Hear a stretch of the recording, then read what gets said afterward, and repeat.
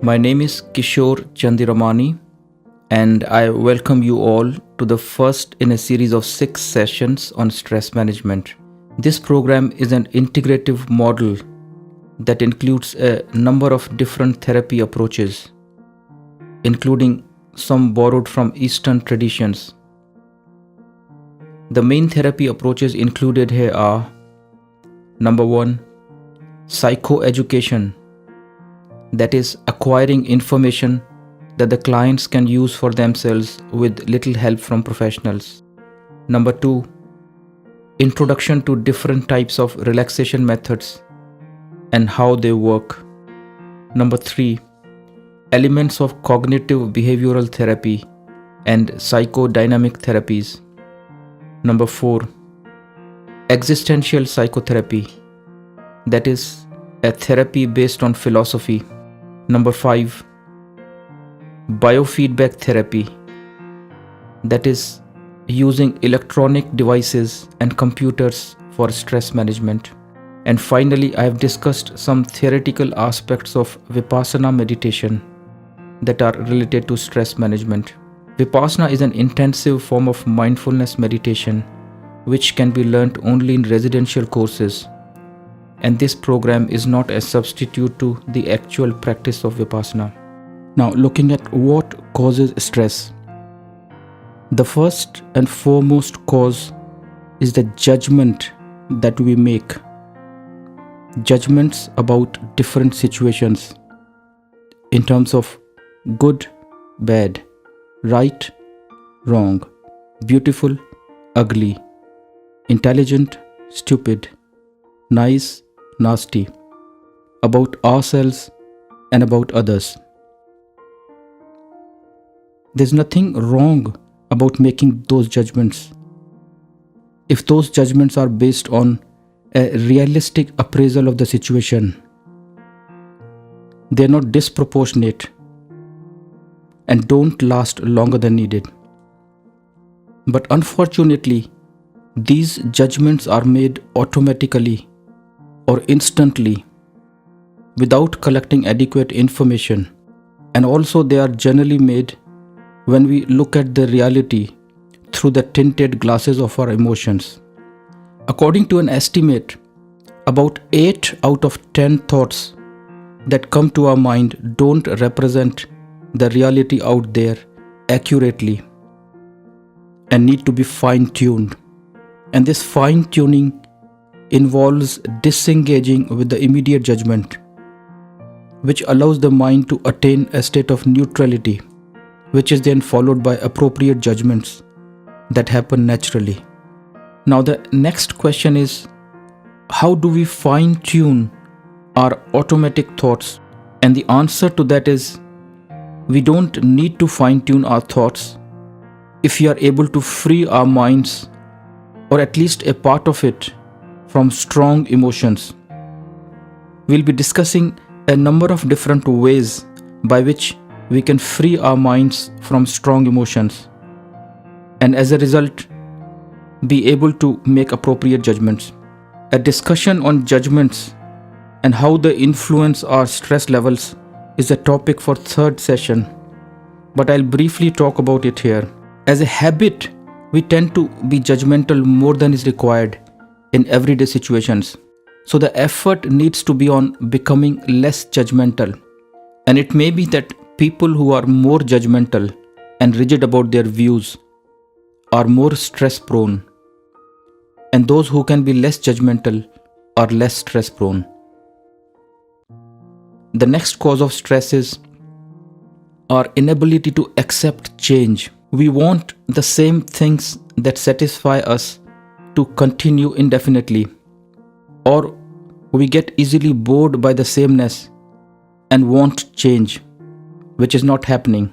The reality is that change is constantly happening all the time, every minute, every day, every year. And if we think that things are not changing, it's an illusion of the mind. I've come across people who say, I've been in the same marriage for 50 years, or I've lived in the same house for 30 years. But if one looks carefully, It's not the same house, it's not the same marriage. The curtains are different from what they were 30 years ago. The sofa might be different. It may be that some extensions have been built.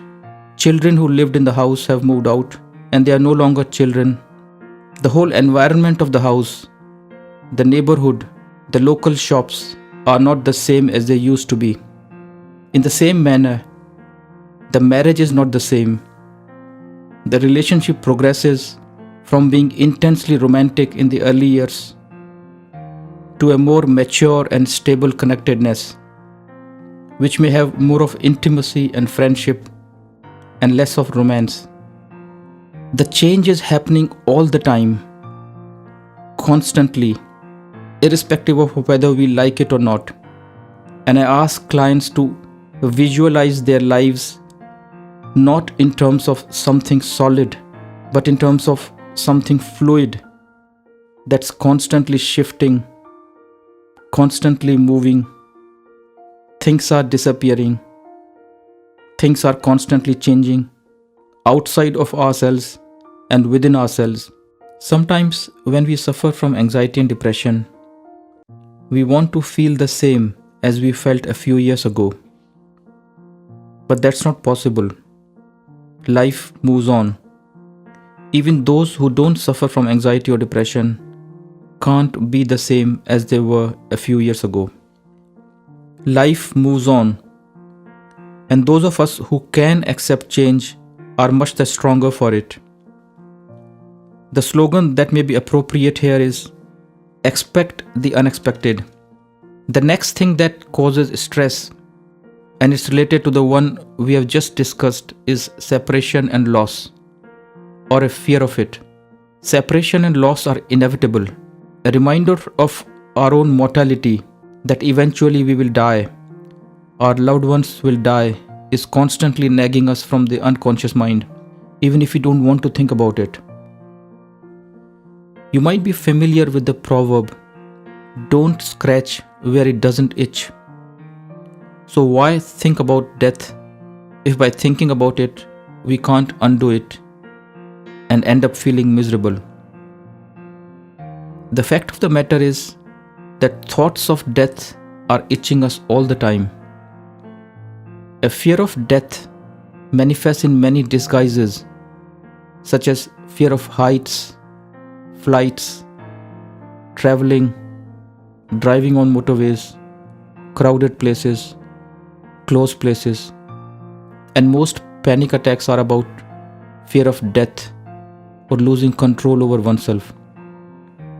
Acceptance of death and getting ourselves desensitized to it can be a remedy for a lot of clinical anxiety that we see on a daily basis. Most religions, including Christianity, encourage us to think of our own and others' mortality in prayers. It may sound unwise or cruel on the surface, but if one thinks deeply, our thoughts of mortality make us a better human being.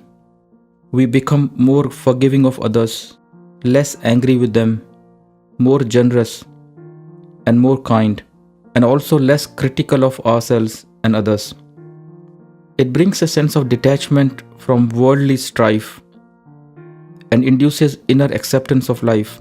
I admit that those who are frightened of death and the slightest reminder of their mortality brings out enormous anxiety in them might need to undergo some form of therapy before they can use this coping mechanism. So to start with, one can say to oneself, the situation that I am in right now is temporary. The thoughts entering my mind are temporary. The feelings in my heart are temporary. And to remind oneself of this all the time, I ask them to use little colored dots or stickers all around in their surroundings, on their bathroom mirror, on the computer desk, on the television set, on their bedside table, car dashboard, kitchen table, fridge, and so on. Whenever they see the colored dot, They have to say to themselves, the situation I am in is temporary. The thought running through my mind is temporary. The emotions in my heart are temporary. This can be applied to therapy settings as well. Coming for treatment is temporary. Being under medication is temporary. My symptoms are temporary. Seeing the doctor is temporary, and so on. If you're having a panic attack, then saying the panic attack is temporary. The feeling that I can't cope with things is temporary. I see no hope for myself. This thought is temporary. I feel incapable of doing things. This is temporary. I have low self-esteem. This is temporary. I am getting agitated. This is temporary. If I am experiencing hallucinations or having strange experiences, that is temporary. If I can't forgive certain people, this is temporary. If I can't give up my addictions, this is temporary. If I can't bear the situation that I am in, it is temporary, and so on. Once in a while, clients come and ask me, is it not a negative way of thinking that you are seeing everything as temporary? Even good things are temporary. They are going to go away one day. And my response to that is no. Just because you have said something is temporary, it will not disappear. It will go only when its time comes. Saying this to yourself will stop you from creating new emotions so you can handle the existing ones better. Applying this to good things can make you realize that today that thing is there with you, so you can enjoy their presence much more. Life appears much more beautiful in contrast when we have thought about death. Things give us more pleasure when we think of their existence coming to an end eventually. When we see the unpleasant as temporary, a part of our mind stops reacting to it in a negative way. This results in freeing up of some energy, and that energy can help us deal with the situation better. A situation that is intolerable becomes tolerable. A further cause of stress is our inability to understand the true nature of human life, by which I mean the true nature of our own being and that of the external world. We tend to have a romanticized view of human life and sometimes fail to make a distinction between what is normal suffering and what is abnormal. By normal suffering, I mean the suffering of a person who doesn't suffer from any diagnosable psychiatric problem. Usually, some people have the feeling that they are the ones stuck here and everybody else seems to be getting on fine with their lives. It's because they haven't examined others' lives under a microscope. And if they do, they'll find that there is an element of universality in human pain. The suffering of an average or normal person is also enormous. Those of us who can't come to terms with it are more likely to develop psychiatric problems. The next thing that can give rise to stress is wanting to be in control of our lives all the time. We want to be in full control of our lives, our situations, our surroundings, our thoughts, our loved ones, our feelings, and anything unwanted that happens to us gives rise to stress. Or if the good things that we hope for don't materialize, that gives rise to stress. Unfortunately, things don't happen that way. I encourage clients to visualize their minds in terms of the internet. There's a lot of information out there, wanted and unwanted, helpful and dangerous, good and bad. We can't control the contents of the internet, but we can negotiate our way in such a way that we focus only on the relevant and helpful information. When you Google a word on the internet, you find a drop-down menu which tells you everything that has an association with that keyword. In the same way, when a thought arises in the mind, automatically, dozens of situations, thoughts, places, emotions, people are activated in the mind, and they may not be related to the actual thing that we are looking for. People who are over-controlling start getting worried about why a particular thought entered their mind? And the answer to that question is because this is how the mind functions, and you may not be responsible for it. Just because a thought has entered in my mind doesn't mean it belongs to my true self. No matter how unpleasant, how horrible a thought is, coming of that thought to one's mind was not abnormal. What can be abnormal is how one responds to it, how one understands it, and what one's intentions are towards that thought. I normally ask people to do a little exercise when they get up in the morning to write down all the things that they propose to do, and at the end of the day, before they go to bed, to look at the things that they actually did. And to their surprise, they find that they were not aware of about 60 to 70% of the details of things that happened on that day. They had not even thought of the situations they would be in, what things they would be required to do, who they will meet, what decisions they will make, which means that 60 to 70% of things are happening in reality which we had not foreseen. Wanting to be in control and doing things our way will make us unhappy 60 to 70% of the time.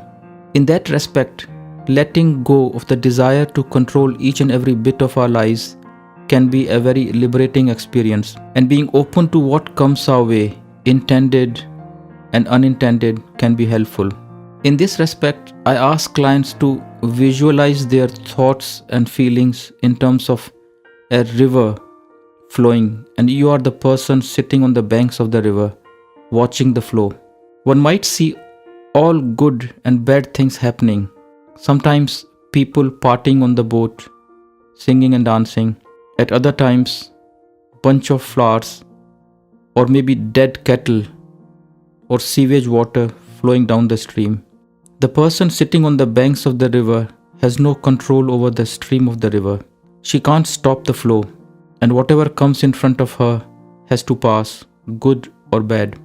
In the same way, whatever comes into our minds, no matter how horrible the thought is, no matter how unpleasant the feeling is, it can't stay there forever. It has to pass. Choosing to act on certain thoughts and feelings is different from questioning the existence of them and eliminating them. The other example is that of a tree. One can visualize oneself in terms of a tree and all their thoughts and feelings as birds perching on the tree. They look the part, but they don't belong to the tree and eventually will fly off.